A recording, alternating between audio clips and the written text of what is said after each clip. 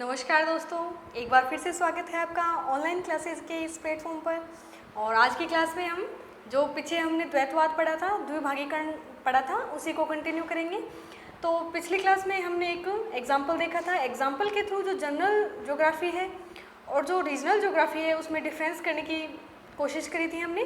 तो उसी एग्जाम्पल को एक बार फिर से रिवाइज करते हैं, उसको समझते हैं और फिर आगे की क्लास जो है, जो भी अपन ने पहले थिंकर्स पढ़ रखे हैं उनकी विचारधारा है, वो किस द्विभागीकरण में किस प्रकार का उनका योगदान है, उन्होंने किस मेथडोलॉजी से वर्क किया, उसी का हम अध्ययन कर रहे हैं। तो अपना बेसिकली रिवीजन हो रहा है। पहले वाले जो भी उन थिंकर्स हैं, उनके स्टेटमेंट हैं, उनके डेफिनेशंस हैं, उनका वर्क है, उसको फिर से रिवाइज हो जाएगा अपना, और हमें पता चलेगा कि उनकी क्या मेथडोलॉजी थी वर्क करने की।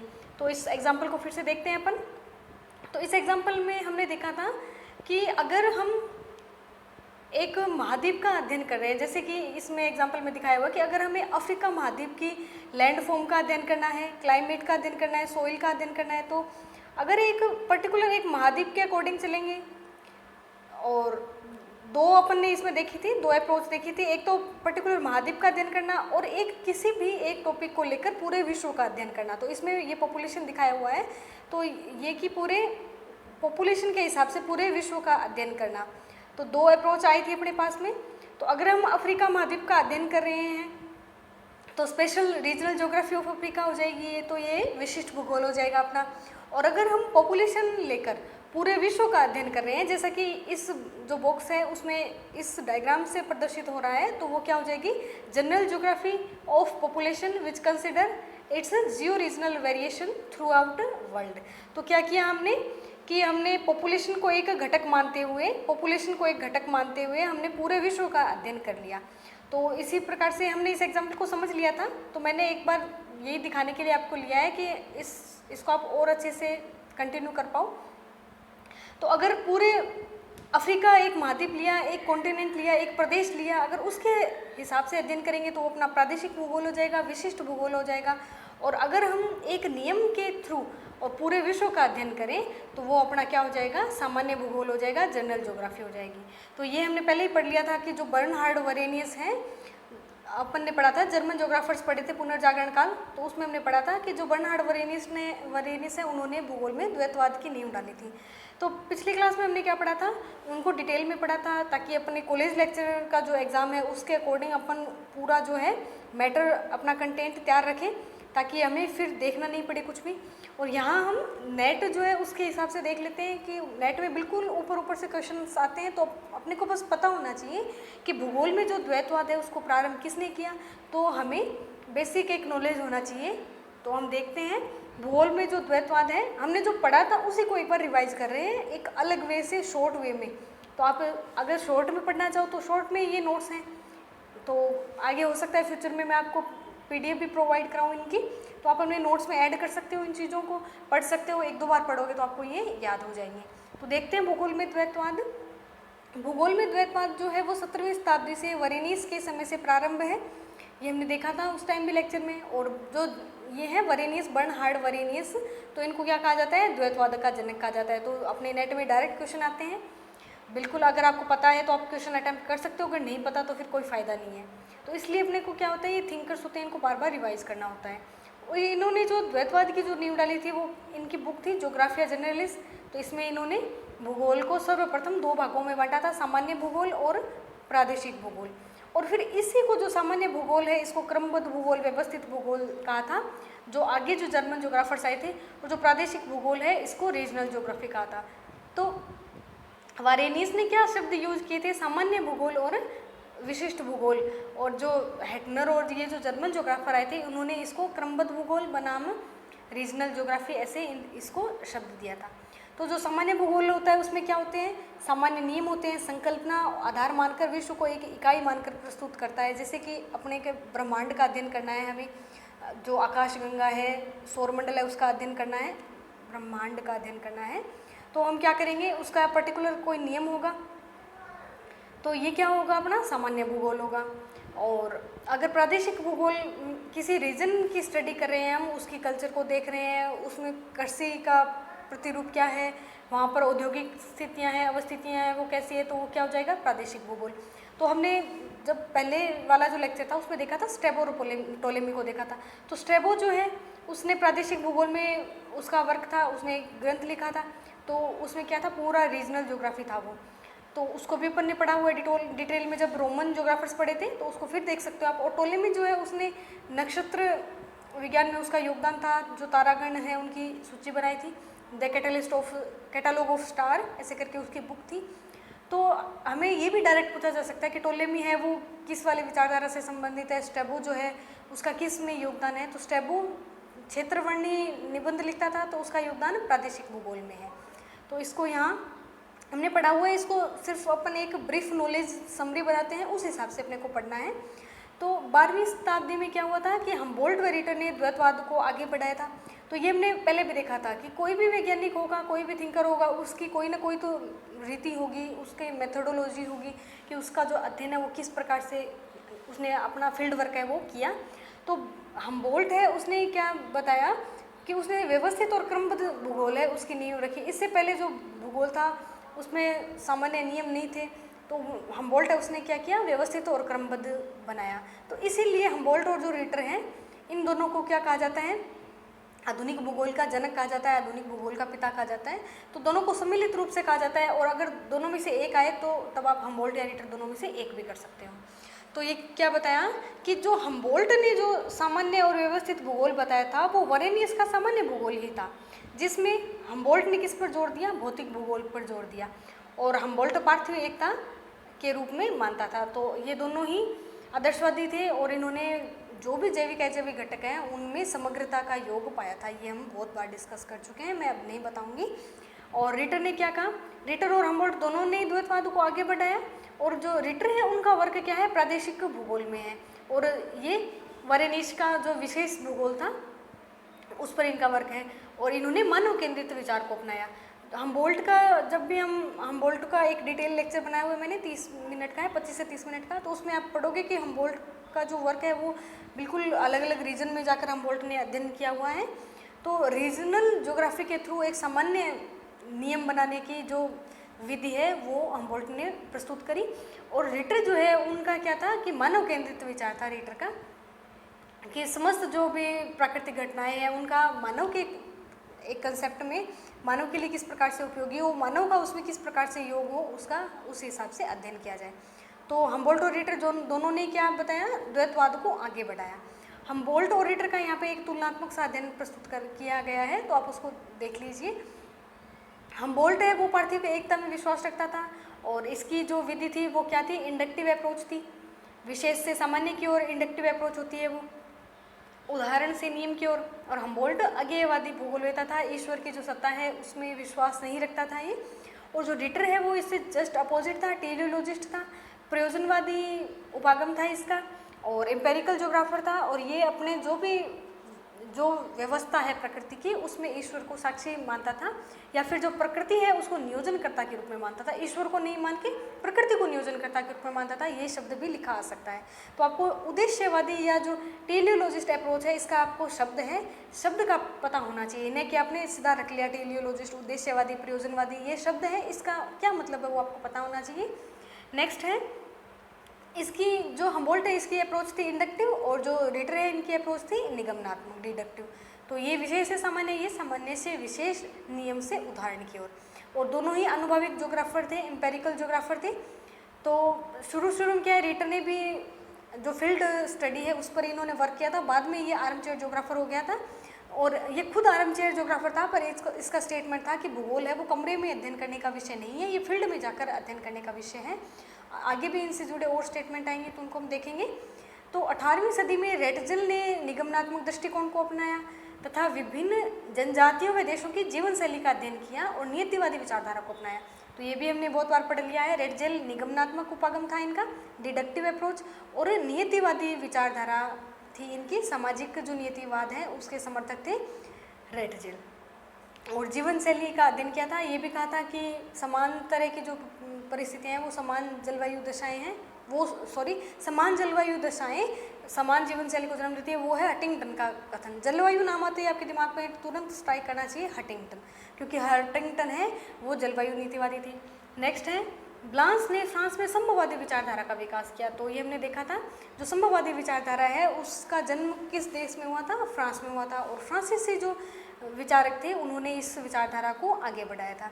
ब्लांस के जितने भी शिष्य थे वो सब के सब संभववादी थे।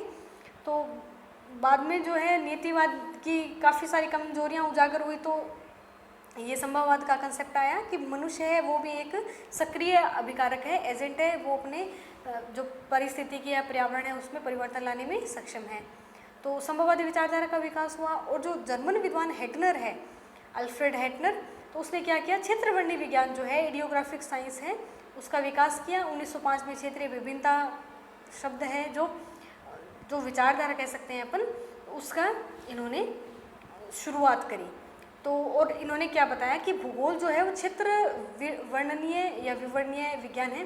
तो ये हमने भूगोल है उसको वर्णनीय कहा था और इसको विवरणीय कहा था। नैरेटिव और डिस्क्रिप्टिव, ये दो शब्द हमने बहुत अच्छे से डिस्कस किया हुआ है। अगर आपको कोई भी कन्फ्यूजन है तो ये सारे के सारे टॉपिक मैंने पहले कवर किया हुआ है। ये सिर्फ इसलिए कि कोई भी थिंकर अपन जो पहले पढ़ चुके हैं वो किस विचारधारा से संबंधित है, उसकी जो फील्ड वर्क किया, उसकी अप्रोच क्या थी, वो सब अध्ययन करने के लिए हम और एक बार फिर से अपना रिवाइज हो जाए उसलिए ये अपन पढ़ रहे हैं। नैरेटिव होता है एक, तो एक होता है डिस्क्रिप्टिव। तो नैरेटिव का मतलब क्या होता है? डिस्क्रिप्टिव और नैरेटिव दोनों ही अप्रोच हमने देखी थी।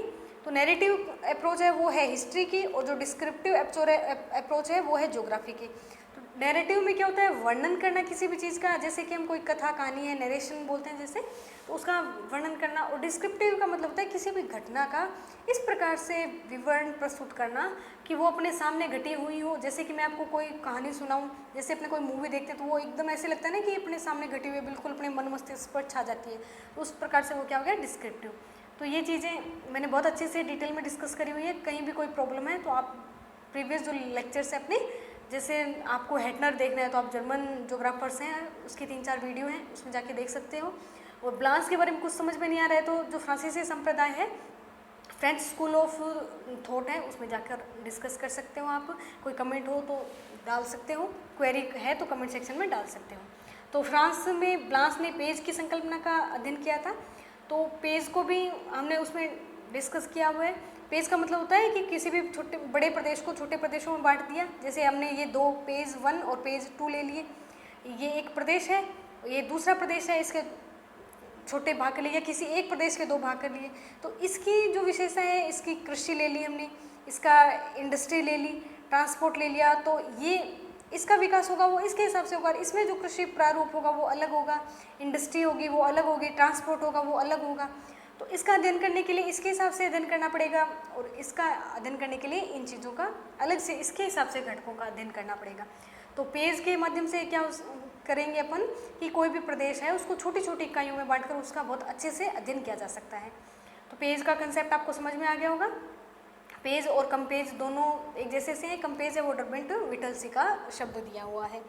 तो फ्रांस के जो ब्लांस थे, विडाल डी ला ब्लांस, उनकी संकल्पना थी, पेज की संकल्पना दी उन्होंने, और इनकी जो अप्रोच थी वो क्या थी? इंडक्टिव। तो ये भी आप पूछा जा सकता है डायरेक्ट, मैच द कॉलम में क्वेश्चन बन सकता है। नेक्स्ट है BJL बेरी ने अमेरिका में अध्ययन किया और वह सामान्य व प्रादेशिक भूगोल को अलग अलग नहीं मानता था। अब देखिए इनमें अपन ने पहले जो भी पढ़ी वो किसी न किसी विचारधारा से संबंधित थे। किसी का झुकाव प्रादेशिक भूगोल की तरफ था तो किसी का सामान्य भूगोल की तरफ था। तो पर कुछ ऐसे भी वैज्ञानिक हम पढ़ेंगे, थिंकर पढ़ेंगे, जो क्या है कि भूगोल में जो द्वैतवाद है उसको बिल्कुल भी ये उचित नहीं मानते थे। तो उसमें सबसे इम्पोर्टेंट जो नाम है वो है BJL बेरी का। तो ये आपको बहुत ध्यान रखना है, BJL बेरी। तो ये क्या है कि भूगोल में जो द्वैतवाद है उसका विरोधी था BJL बेरी। तो मोस्ट इंपॉर्टेंट है, आप इस पर स्टार मार्क कर सकते हो। द्वैतवाद का विरोधी था ये, इसका स्टेटमेंट है वो भी अपन देखेंगे। तो इन्होंने क्या बताया कि जो सतत बने भूदृश्य है, जैसे कोई भी लैंडस्केप है, एक लैंडस्केप भूदृश्य है, उसका अध्ययन करना है तो उसकी जो संस्कृति है, उसकी जनांकी की विशेषताएं हैं, उसका कृषि पैटर्न है, इंडस्ट्री है, वहाँ की ट्रांसपोर्ट है, तो ये सारी चीज़ें क्या आपस में जुड़ी हुई हैं। ये नहीं है कि अगर हमें सामान्य भूगोल लेंगे तो हम उसका अलग से अध्ययन करें सामान्य भूगोल में, या फिर उसका प्रादेशिक भूगोल में अध्ययन अलग से अध्ययन करें। तो इस प्रकार से न होकर ये क्या है कि सतत बनना भूदृश्य है एक, उसका अलग अलग से उसको अध्ययन नहीं करना चाहिए, और दोनों जो अप्रोच हैं वो एक दूसरे में समाई हुई है।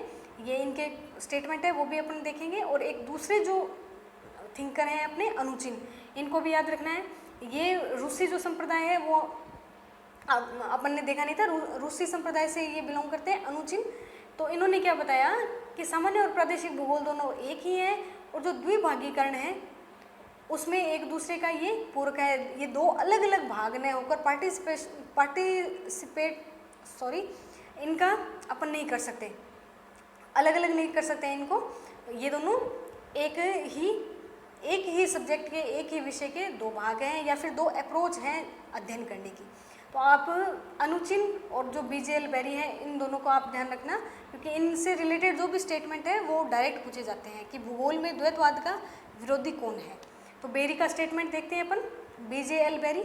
इन्होंने क्या बताया कि प्रादेशिक भूगोल और सामान्य भूगोल जो है दोनों अलग अलग नहीं हैं और एक ही विषय के दो अतिरेक हैं। मतलब जो वैज्ञानिक थे उन्होंने अपने अप्रोच में वो इतना गुम हो गए कि उन्होंने ये नहीं सोचा कि हम भूगोल में जो है एक खाई बनाते जा रहे हैं, बीच में एक शून्य बनाते जा रहे हैं। दोनों को इतना अलग कर दिया, अपने बिल्कुल अति पर चले गए, एक्सट्रीम पर ले गए। जो प्रादेशिक जो सामान्य भूगोल होता थे जैसे डेविस कोपेन, तो इन्होंने क्या कहा कि नहीं, प्रादेशिक भूगोल जैसा कुछ होता ही नहीं। और जो प्रादेशिक भूगोल होता है जैसे स्ट्रैबो और ये अन्य जो हैं, उन्होंने क्या कहा कि नहीं, सामान्य भूगोल का अगर हम हार्टशॉन, हेटनर, अगर सामान्य भूगोल के हिसाब से अगर अध्ययन करेंगे तो जो भूगोल है उसकी जो ब्यूटी है या फिर किसी प्रदेश है उसकी जो विशिष्टता है, जो यूनिकनेस है, वो खत्म हो जाएगी। तो इन्होंने क्या किया, अपनी अपनी आइडियोलॉजी को अपनाते हुए अपनी विचारधारा को इतना बढ़ाया कि ये बिल्कुल अति पर चले गए कि नहीं, प्रादेशिक भूगोल देता थे वो अपने प्रादेशिक भूगोल के अध्ययन में व्यस्त रहे, और सामान्य भूगोल वाले थे उन्होंने विश्व को एक इकाई मानते हुए अध्ययन की जो सिस्टम है वो प्रस्तुत किया। तो इस प्रकार से किसी भी कोई भी सब्जेक्ट होता है तो उसकी अगर वो अति में चला जाता है तो फिर वो बिल्कुल विनाश के कगार पे आ जाता है। तो फिर क्या हुआ कि भूगोल में द्वैतवाद है उसको ख़त्म करके और उसको एक समग्र के रूप में अध्ययन करने का प्रयास किया गया। बेरी और अनुचिन और आगे जो भी वैज्ञानिक आएंगे उन्होंने भी इसी प्रकार से प्रयास किए। तो अनुचिन का स्टेटमेंट देखते हैं अपन कि विश्व के जो सभी पदार्थ हैं उनमें सामान्य विशिष्ट गुण होते हैं। तो इसको एक एग्जाम्पल से समझाया है कि कोई भी मान ले, जैसे कि एक सब्जेक्ट है, ज़रूरी नहीं कि ज्योग्राफी है, सभी जो सब्जेक्ट हम देखते हैं उनमें जो विचारधाराएं हैं उनमें परस्पर विरोध चलता रहता है। अगर इतिहास की बात करें तो इतिहास में भी बहुत सारे ऐसे कॉन्ट्राडिक्शन आ जाते हैं कि नहीं, इससे पहले वाला इतिहास है उसका इस प्रकार से अध्ययन करें, बाद वाले का इस प्रकार से अध्ययन करें। तो क्या होता है कि परस्पर विरोधी विचारधाराएं चलती रहती है। तो ये स्वाभाविक है, ये ऐसे नहीं कि ज्योग्राफी में पाया जाता है द्वैतवाद, अन्य जो भी सामाजिक विज्ञान है उनमें भी द्वैतवाद की स्थिति पाई जाती है। तो हमें इनको क्या है, एक्सट्रीम न मानकर इनको समग्रता के रूप में लिया जाना चाहिए, ताकि जो हम प्रादेशिक और सामान्य के द्वंद्व में ही न उलझे रहे और अपना जो सब्जेक्ट है उसका विकास कर पाएँ। तो अनुचिन ने क्या कहा कि अगर कोई पदार्थ के हिसाब से भी लेना चाहें तो एक पदार्थ है तो उसमें भी क्या होंगे, सामान्य और विशिष्ट गुण होंगे। तो एक जो विषय है उसमें तो स्वाभाविक है होंगे ही सामान्य और विशिष्ट दोनों ही बातें होंगी। तो इन्होंने एग्जाम्पल लिया कि जैसे लोहा है, उसमें सारे जो धातु हैं, लोहे को हम धातु कहते हैं, तो उसमें क्या होगा कि जो सभी धातु हैं वो गुण पाया जाएगा, तभी तो वो धातु की श्रेणी में रखा गया है। तो और लोहा है, उसके अगर अन्य धातु से अपन कंपैरिजन करना चाहें, अगर हम उसकी तांबे से कंपैरिजन करना चाहें तो बिल्कुल ही अलग होगा, या फिर अभ्रक से अगर हम उसका करना चाहें तो अभ्रक है वो तो बिल्कुल अधातु हो गया और जो लोहा है वो धातु हो गया। तो इस प्रकार से क्या करें कि कोई भी जो वस्तु है उसको हम सामान्य की श्रेणी में रखेंगे तो उसके लिए हम एक नियम है, जो सामान्य के जो नियम है वो उस पर अप्लाई कर पाएंगे। और अगर हम उसकी विशिष्ट श्रेणी में रखेंगे उसको, तो उसकी केवल जो यूनिकनेस है जो उसे अन्य चीज़ों से अलग करती है वो हम उसकी देख पाएंगे। तो सामान्य और विशेष दोनों ही अपने दृष्टिकोण हैं। तो इन्होंने क्या बताया कि लोहा और तांबा जो है, लोहा है वो तांबे से अलग अपनी कुछ विशिष्टताएं रखता है और सामान्य गुणों के आधार पर जो है वो उस धातुओं की श्रेणी में रखा गया है। तो सामान्य के आधार पर अध्ययन करेंगे तो उसको हम एक ग्रुप में, समूह में स्टडी कर पाएंगे। सामान्य में अध्ययन करेंगे तो उसको हम समूह में रख पाएंगे, और अगर हम उसकी विशिष्टताओं के आधार पर अध्ययन करेंगे तो उसकी क्या है कि जो एक यूनिकनेस है उसको लेकर हम उसका अध्ययन कर पाएंगे। तो ये बताया अनुचिन ने। तो सामान्य गुणों के आधार पर पदार्थ समूह से जुड़ते हैं। सामान्य में विशिष्ट समाया है और विशिष्ट सामान्य में अंतर्निहित है। ये इन्होंने बता दिया ना, द्वंद्ववाद को खत्म करके जो ड्यूअलिज्म जो कंसेप्ट है वो खत्म कर दिया कि सामान्य है वो विशिष्ट में समाया है और विशिष्ट है वो सामान्य में अंतर्निहित है। सामान्य के बिना विशेष का अस्तित्व नहीं है और विशेष के बिना सामान्य का अस्तित्व नहीं हो सकता। तो यहाँ इन्होंने क्या किया कि ये जो भूगोल में जो द्वैतवाद है उसको ख़त्म करने की कोशिश करी और किसी भी चीज़ को जो यूनिकनेस को लेकर ही अध्ययन होता था उसको कुछ जनरलाइज वे में उसके कुछ नियम होता कि वो विश्व में कोई भी वैज्ञानिक या फिर कोई भी विचारधारा उसका अध्ययन करे तो उसके लिए सामान्य नियम हो और जो अध्ययन की जो विधि है वो एक कॉम्प्लिकेशन वे में न होकर थोड़ी सरल हो जाए। तो इसमें एक एग्जाम्पल और दिया गया है कि जैसे भारत में पुरुष प्रधान समाज को वरीयता दी गई है, तो यहाँ पर क्या है, लिंगानुपात है वो बहुत ज़्यादा विषमता पाई जाती है। भारत का जो लिंगानुपात है वो बहुत कम है अन्य देशों की तुलना में। और ये हम देखें कि जो भी अविकसित जो समाज है वहाँ पर लिंगानुपात है वो कम पाया जाता है। कम क्यों पाया जाता है, उसका कारण है कि विशिष्टताओं में अगर हम उसका अध्ययन करेंगे तो हम देखेंगे कि हमारी जो धारणाएं हैं, सामाजिक मान्यताएं हैं कि पुरुष जो है वो वंश वृद्धि करता है, पुरुष के बिना अपना जो वंश है वो नहीं चलता, और पिता को मुखाग्नि देता है तो वो मोक्ष प्राप्त होता है, और जो पूर्वजों का जो पिंड दान करता है तो उससे जो पीछे वाली जो पीढ़ियाँ हैं उनका भी मोक्ष की प्राप्ति होती है। तो ऐसी अपनी धारणाएं ये अगर इस हिसाब से अध्ययन करें तो ये इसकी क्या हो गई, यूनिकनेस हो गई, भारतीय समाज की अध्ययन हो गई। भारतीय समाज का अध्ययन यूनिकनेस को लेकर हो गया कि हाँ यहाँ पुरुष प्रधान समाज पाया जाता है, तो इसकी क्या कारण है। और अगर हम सामान्यता में उसका अध्ययन करना चाहें तो हम देखेंगे कि जो भारतीय समाज है वो क्या है, कृषि प्रधान समाज है। और कृषि प्रधान समाज है तो पुरुष जो होता है लेबर में, अगर पुरुष देखें तो वो क्या होते हैं, उसकी जो पोटेंशियल होती है वो ज़्यादा होती है और लेबरिंग जो पावर है वो पुरुषों की ज़्यादा होती है। तो इस हिसाब से समाज की जो कार्य क्षमता है वो पुरुष पर निर्भर है। तो इस हिसाब से अगर पुरुष किसी समाज में ज़्यादा होंगे तो उसका वर्तमान में तो ये कंसेप्ट नहीं है, क्योंकि वर्तमान में जो औद्योगिक समाज आ गया, फिर उसके बाद पोस्ट इंडस्ट्रियल सोसाइटी आ गई, तो मशीनों पर निर्भरता हो गई। पर अगर हम देखें पुराने समाज में तो क्या होता है था कि अगर एक व्यक्ति के 5 बेटे हैं, किसी परिवार में 5 कमाने वाले लोग हैं और किसी परिवार में 6 बेटियां हैं, तो उस परिवार को बहुत ऐसे हीन दृष्टि से देखा जाता था, क्योंकि इनके पास पावर है और इसके पास जो जिसकी लाठी उसकी भैंस वाली बात है कि इसके पास 5 बेटे हैं तो बिल्कुल कमाने वाले हैं, इसको एक्स्ट्रा लेबर की ज़रूरत नहीं है, और इनके पास अगर 5 बेटी हैं तो वो ससुराल कर चली जाएगी शादी करके। तो इस प्रकार से वर्तमान में ये कंसेप्ट बिल्कुल लागू नहीं होता। वर्तमान में लड़कियां भी बहुत ज़्यादा प्रोग्रेस कर रही हैं और बिल्कुल ये कंसेप्ट नहीं है। हमारे जो सुप्रीम कोर्ट है उन्होंने भी इतने ज़्यादा अधिकार दिए हुए हैं कि जो पैतृक संपत्ति है उसमें हिस्सा रखती हैं लड़कियां। तो इस प्रकार से बहुत सारे कंसेप्ट हैं। तो ये पुराना कंसेप्ट है कि कृषि प्रधान समाज जो है उसमें पुरुष की कार्य क्षमता ज़्यादा है, तो जो लिंग चयन जो है पुरुष, अगर हमें एक जैसे बालक को जन्म देना है उसकी जो महिला पर बहुत ज़्यादा प्रेशर रहता था। तो इस कारण से हमने इस एक टॉपिक को दोनों ही दृष्टिकोण से देख लिया, विशिष्ट और सामान्य।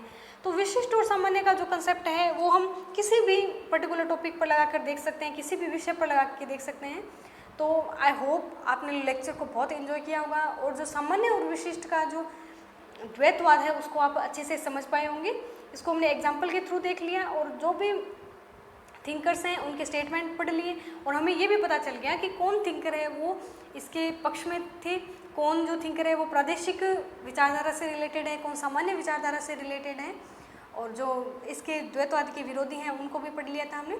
और एक हमने पहले भी पढ़ा था, जो हर्बर्ट स्पेंसर है उनको पढ़ा था हमने।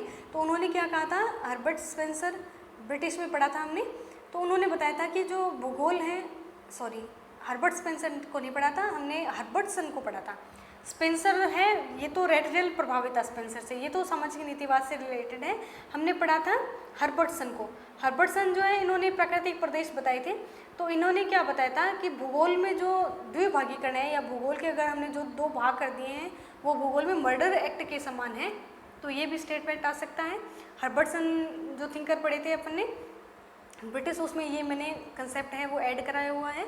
तो आपको बिल्कुल टेंशन नहीं लेनी है, आप अच्छे से एंजॉय कीजिए लेक्चर्स को, बार बार पढ़ते रहेंगे तो याद हो जाएंगे। और अगर कोई कंसेप्ट छूट भी जाता है तो हम उसको क्या करेंगे, क्वेश्चंस के थ्रू डिस्कस कर लेंगे। तो व्यस्त रहिए, मस्त रहिए, अच्छे से अध्ययन करते रहिए। आपका दिन शुभ हो।